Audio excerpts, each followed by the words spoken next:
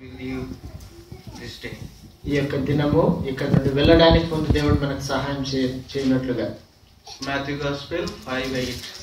మత్తయి సువార్త 5వ అధ్యాయము 8వ వచనం వైపుగా మరి గమనాన్ని మరల్చాలని కోరుతుంటున్నాను. We have very little time. Please try to listen to me carefully so that we can hear the God's word.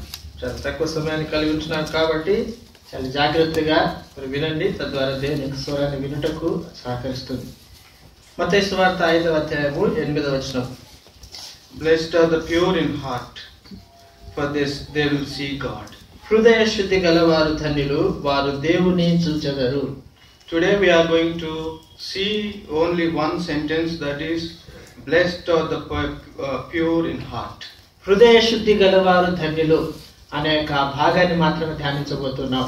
According to the World New Translation Bible, the blessed means the happy or the pure in heart.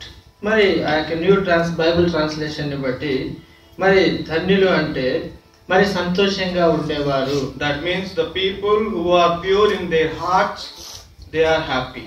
దాని అర్థం ఏంటంటే వారి యొక్క హృదయంలో ఎవరైతే శుద్ధిని కలిగి ఉంటారో వారు సంతోషాన్ని కలిగి ఉండేవారుగా ఉంటారు. The word happy is replaced by different words in the Bible. బైబిల్లో చూస్తే సంతోషం అనేటువంటి మాటకి అనేక మాటలు అంటే పర్యాయ పదాలుగా వాడబడుతుంటాయి. They are joy, మరి ఆనందము, satisfaction, మరి సంతృప్తి, enjoyment, మరి ఆ సంతోషము and delight. మరి ఆనందించడం. There may be other words also. ఇంకా వేరే పదాలు కూడా ఉండవచ్చు. People need happiness in their lives. ప్రజలు వారి యొక్క జీవితంలో సంతోషం అనేది తప్పక కావాల్సి ఉంటుంది. So we are all running after happiness.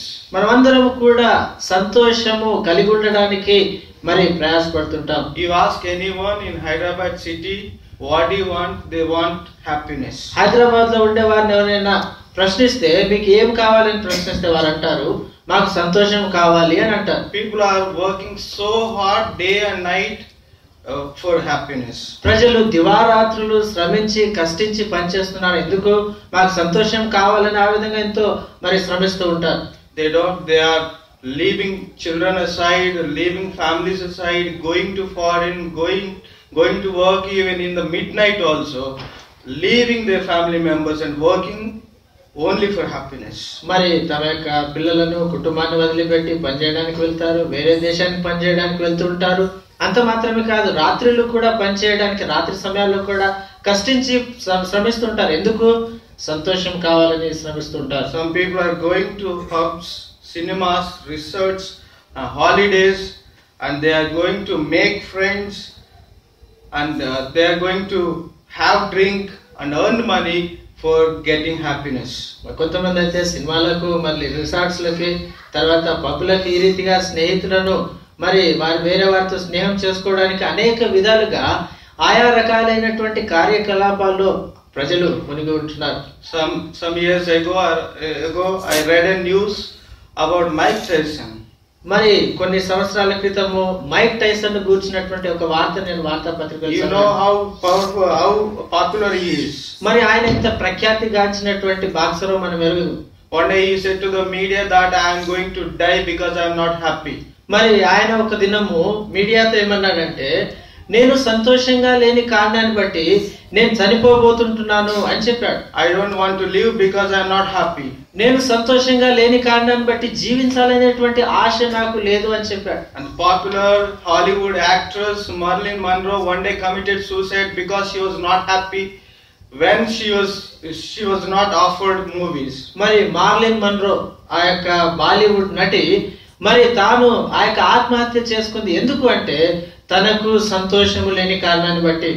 So one day two people from Hyderabad, ఒకనొక దినాన ఇద్దరు వ్యక్తులు హైదరాబాద్ నుండి, these are lovers, మరి ప్రేమికులు, they went to Yadagiri Gutta, మరి యాదగిరి గుట్టకు వెళ్ళారు. they married. అక్కడ వివాహం చేసుకున్నారు. They went to Yadagiri Gutta and married because they want to be happy, they want to live happily. మరి వారు సంతోషంగా ఉండాలి, మరి వివాహం చేసుకోవాలి, సంతోషకరమైన జీవితాన్ని కలిగి ఉండాలని యాదగిరి గుట్టకు వెళ్ళి అక్కడ వివాహం చేసుకున్నారు. And they married and they lived together for 3-4 days. After that they committed suicide. వారు వివాహం చేసుకున్నారు. 3-4 దినాలు జీవించిన తర్వాత ఆత్మహత్య చేసుకున్నారు. They wrote a letter. వారు ఒక ఉత్తరం రాశారు. They wrote like this. వారు ఈ విధంగా రాశారు, We are dying because we are not happy after marriage. వివాహం తర్వాత మేము సంతోషంగా లేని కారణాన్ని బట్టి మేము ఆత్మహత్య చేసుకున్నామని రాశారు. So this is the life. మరి ఇది జీవితం అంటే. These people are running after happiness and at the end they are committing suicide. ప్రజలందరూ కూడా సంతోషం కోసమై దాని వెంబడి పరిగెత్తుతున్నారు, కానీ దాన్ని పొందలేక వారి యొక్క జీవితాన్ని And in the ముగించేస్తున్నారు. month of June, VNR college students went to Himachal Pradesh. There they were enjoying. Their enjoyment ended in tragedy. మరి జూన్ మాసంలో మరి కాలేజ్ నుండి ఆ యొక్క హిమాచల్ ప్రదేశ్ లో ఆ యొక్క డ్యామ్ దగ్గర మరి సంతోషంగా గడుపుతున్నటువంటి ఆ యొక్క విద్యార్థులు వారి యొక్క సంతోష సమయమే దుఃఖానికి కారణంగా అయినటువంటి సమయంగా They ఉంటుంది. are running for happiness. Their happiness is not even at least 10 days. మరి వారు సంతోషం కోసమై పరిగెత్తారు, కానీ వారి సంతోషం 10 దినాల మట్టు కూడా లేకుండా ఉండింది. Why? ఎందుకు? These people running after happiness, but they are not happy because their hearts are not pure. మరి వారు సంతోషం పొందడానికి పరిగెత్తుతున్నారు, అయితే సంతోషాన్ని పొందలేకున్నారు. ఎందుకు అంటే Why? వారి యొక్క హృదయములు శుద్ధి కలిగి లేవు. Why their hearts are not pure? వారి యొక్క హృదయములు ఎందుకు శుద్ధిని కలిగి లేదు? According to Mark 7:21, మార్క్స్ వార్త 7:21 their ప్రకారం hearts are filled with 13 things. వారి యొక్క హృదయములు 13 విషయాల చేత నింపబడ్డాయి. They are evil thoughts, మరి అవి దురాలోచనలు, adultery, జారత్వములు, greed, దొంగతనము, malice, నరహత్యలు, deceit, మరి ఆ యొక్క చెడుతనము, theft, మరి envy, అసూయ, and arrogance, మరి అహంభావం, and so on. ఇంకా మిగతా అనేక విషయాలు ఉంటున్నాయి. These are all filled in their hearts. ఇవన్నీ కూడా వారి యొక్క హృదయములు లో నింపబడ్డాయి. They are quest for happiness, but there is no happiness in their lives. సంతోషం కోసమై ఎంతో తృష్ణ ఉంది, కానీ సంతోషాన్ని పొందలేకపోతుంటున్నారు. The reason is దానికి కారణం ఏంటంటే their heart is deceitful above all things, beyond cure. Jeremiah 17:9. ఇర్మియా గ్రంథం 17:9 అనుసరించి వారి యొక్క హృదయం అన్నిటికంటే మోసకరమైనది.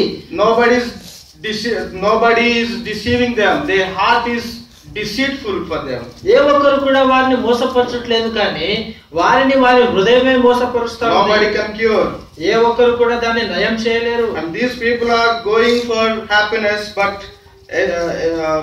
Ecclesiastic 9:3 says, మరి ఈ యొక్క ప్రజలు సంతోషం కోసమై వెళ్తూ ఉంటున్నారు, కానీ ప్రసంగి గ్రంథం 9:3 చెప్పబడింది, 9:3, the hearts of the men are full of evil, and there is madness in their hearts while they live. మరి మనుషుని యొక్క హృదయము మరి ఎంతో 9:3 చూస్తే మరి ఇది బహు దుఃఖకరము, నరుల హృదయం చెడుతనంతో నిండి ఉన్నది, వారి బ్రతుకాలం అంతా వారి హృదయమందు వెర్రితనం ఉండును.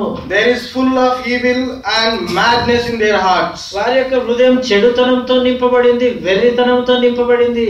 We have no happiness because happiness is given by God, not by people, not by things in the world. మరి సంతోషం అనేది లేదు. సంతోషం ఈ లోకంలో ఉన్నటువంటి వస్తువుల చేత కానీ మనుషుల చేత కానీ అనుగ్రహించబడదు, కానీ దేవుడు ఒకడు మాత్రమే దాన్ని ఇస్తాడు.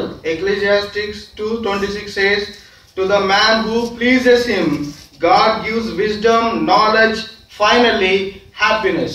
అయితే ప్రసంగి గ్రంథం 2:26 దైవ దృష్టికి ఇష్టడగు వానికి దేవుడు జ్ఞానమును సంతోషమును ఆయన ఇస్తాడు. You can get happiness not by movies, not by internet, not by your smartphones, not by resorts, not by anything. మరి సినిమాలు కానీ ఆ యొక్క ఇంటర్నెట్ ద్వారా కానీ రిసార్ట్స్ వెళ్ళడం ద్వారా కానీ వేటి ద్వారా సంతోషాన్ని పొందుకోలేము. Ecclesiastes 3:13, మరి ప్రసంగి 3:13 satisfaction is the gift of God. మరి సంతృప్తి అనేది దేవుడిచ్చు బహుమానము. You can get happiness or satisfaction by only God. మరి సంతోషము ఆ యొక్క సంతృప్తి అనేది దేవుడు మాత్రమే మనకు అనుగ్రహించగలడు. God gives the satisfaction, happiness into your life when you please God. మరి నీవు దేవునికి ఎప్పుడైతే ఇష్టడుగా ఉంటావో అప్పుడు దేవుడు నీకు ఆనందాన్ని సంతోషాన్ని ఇచ్చేవాడుగా How ఉంటాడు. can we please Him? దేవుణ్ణి మనం ఏ విధంగా సంతోష పెట్టగలము? Why our lives are not pleasing to Him?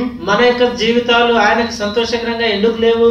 Isaiah 1:4 says, యెషయా గ్రంథం 1వ అధ్యాయం 4వ వచనం చెప్తుంది, children given to corruption, మరి పిల్లలు చెరుపు చేయి పిల్లలుగా ఉంటూ they ఉన్నారు. have forsaken the God. వారు దేవుణ్ణి విడిచిపెట్టిన వారుగా ఉంటున్నారు. Because they are corrupted, their minds are corrupted, their hearts are corrupted, and they have forgotten the Lord. వారు చెడిపోయిన వారుగా ఉంటున్నారు. వారి యొక్క మనస్సు ఆలోచనలు చెడిపోయినవిగా ఉంటున్నాయి. వారు దేవుణ్ణి విసర్జించిన వారుగా ఉంటున్నారు. We left God aside and we ran after the pleasures. మనం దేవుణ్ణి ప్రక్కకు వదిలిపెట్టి సంతోషాల వైపుగా వాటిని వెతుక్కుంటూ వెంబడిస్తూ ఉంటున్నాం. We know Luke 15 chapter says a prodigal son left his father, ran after pleasures in the world. లూకా సువార్త 15వ అధ్యాయంలో చూస్తే మరి ఆ యొక్క తప్పిపోయిన కుమారుడు తన తండ్రిని వదిలిపెట్టి లోకంలో ఉన్నటువంటి సుఖ సౌఖ్యాల కోసమై సుఖ భోగాల కోసమై ఆయన పరిగెత్తిన వాడుగా ఉంటున్నాడు. Samson ran after women, ran after pleasures.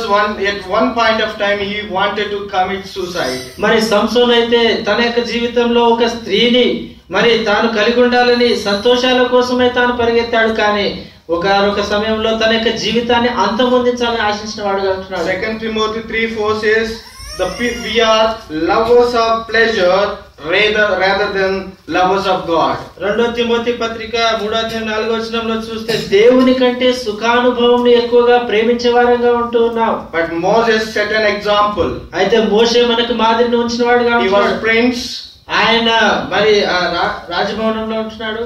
So when God called him to come out of the kingdom, he left the kingdom and become a shepherd. దేవుడు మోషేని మరి ఎప్పుడైతే పిలిచినాడో ఆ యొక్క రాజభవంతిని వదిలిపెట్టి ఒక కాపరిగా మరి తాను వచ్చిన వాడుగా ఉంటున్నాడు. Joseph committed his life to God and he never ran after pleasures in his life. యోసేపు తన యొక్క జీవితాన్ని దేవునికి అంకితం చేశాడు. ఈ లోకంలో ఉన్నటువంటి సుఖ సౌఖ్యాల వెంబడి తాను పరిగెత్తలేదు. Today God is asking you, ఇది నా దేవుడు నిన్ను ప్రశ్నిస్తున్నాడు. My son, నా కుమారుడా, give me your heart. నీ యొక్క హృదయంను నాకిమ్ము. I'll take your heart. నీ యొక్క హృదయాన్ని నేను తీసుకుంటాను. And I'll give you a new heart to you. నేను నీకు ఒక నూతనమైన హృదయాన్ని ఇస్తాను. Why God is asking your heart? దేవుడు నీ యొక్క హృదయాన్ని ఎందుకు అడుగుతున్నాడు? Heart is the central part of our body. మన యొక్క దేహములో హృదయం అనేది కేంద్ర స్థానంగా And ఉంటుంది. it is very important in our life. మన యొక్క జీవితంలో అది చాలా ప్రాముఖ్యమైనదిగా And ఉంటుంది. God is going to give you a new life if you are ready to give. నీ యొక్క హృదయాన్ని దేవునికి ఇవ్వడానికి సిద్ధంగా ఉంటే దేవుడు నూతన జీవనం ఇవ్వడానికి సిద్ధంగా Because ఉంటున్నాడు. heart is the wellspring of life. ఎందుకంటే హృదయము మరి ఆ యొక్క ఊటలు మన యొక్క జీవధారలు బయలుదేరడానికి అది స్థానంగా ఉంటుంది. God is stretching out his hands and saying, దేవుడు తన యొక్క చేతులను చాచి ఆయన అంటున్నాడు I'm కదా, waiting for you. మరి నిన్ను బతిమాలుతుంటున్నాడు. My son, నా కుమారుడా, give me your heart. నీ యొక్క హృదయాన్ని నాకిమ్ము. And prodigal son left his father, but at one point he realized that there is no pleasure in the world which can make him happy. He returned to father. తప్పిపోయిన కుమారుడు తండ్రిని వదిలిపెట్టి పోయాడు. కానీ ఒకానొక సమయంలో ఈ లోకంలో తనకి సంతోషం ఇచ్చే సంగతి ఏదీ లేదని ఆ యొక్క విషయాన్ని గ్రహించిన వాడుగా ఉంటున్నాడు. Did you realize your mistake? నీ యొక్క తప్పిదాన్ని గుర్తించావా? Do you really want to come to God? దేవుని చెంతకు రావాలని నీకు ఆశ ఉందా? If you are ready to come to God, God is ready to accept you. దేవుని చెంతకు నీవు రావడానికి సిద్ధంగా ఉంటే నిన్ను అంగీకరించడానికి దేవుడు సిద్ధంగా That's ఉన్నాడు. why he is saying John 6:37. ఆ కారణాన్ని బట్టి యోహాను సువార్త 6:37 అంటున్నాడు కదా, Whoever comes to me, I will never drive away. నా యొద్దకు వచ్చు వానిని నేను ఎంత మాత్రమును త్రోసివేయను. What kind of person you may be, నీవు ఎటువంటి వ్యక్తివైనా సరే, how wretched you may be, ఎంత దౌర్భాగ్యుడమైనటువంటి how సరే, cruel you may be, ఎంత క్రూడమైనా సరే, as you may be corrupted your life, you may spoil your life. నీ జీవితాన్ని నాశనం చేసి ఉండవచ్చు. If you come to God దేవుని చెంతకు నీవు వస్తే and he is ready to accept you, ఆయన నిన్ను అంగీకరించడానికి సిద్ధంగా and ఉంటున్నాడు. if you believe in him, ఆయన యందు విశ్వాసం ఉంచితే he is ready to give you eternal life. ఆయన నీకు నిత్య జీవాన్ని ఇవ్వడానికి సిద్ధంగా ఉంటున్నాడు. And today, ఇది నానా if you hear his voice, ఆయన యొక్క స్వరాన్ని నీవు వినినేడు don't harden your heart. నీ యొక్క హృదయాన్ని కఠినపరచుకొనకు. Give your heart to God. నీ యొక్క హృదయాన్ని దేవునికి ఇవ్వు. God is saying, దేవుడు అంటున్నాడు కదా, I am setting you before the way of life and the way of death. Jeremiah 21:8. ఇర్మియా గ్రంథం 21వ అధ్యాయం 8వ వచనంలో నీ ఎదుట జీవమును మరి మరణమును రెండింటిని కూడా నీ ఎదుట ఉంచుతున్నాను. John 10:10. మరి యోహాను సువార్త 10వ I have come that you may have life. మరి నేను మీరు జీవము కలిగి ఉండడానికి వచ్చి ఉంటున్నాను.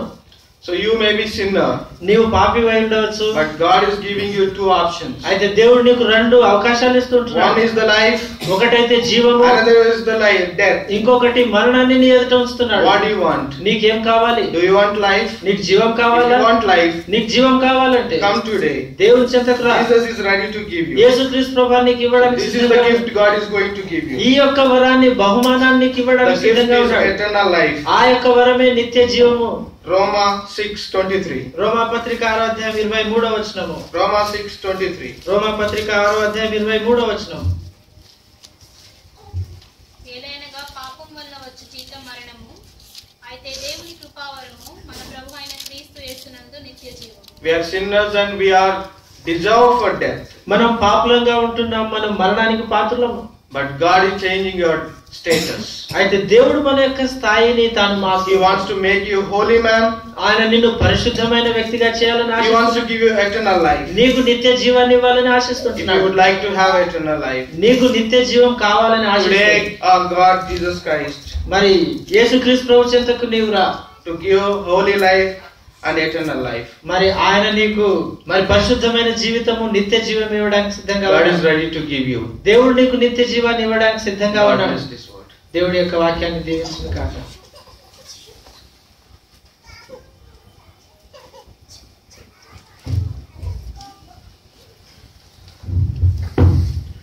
Shall we all close our eyes for a moment?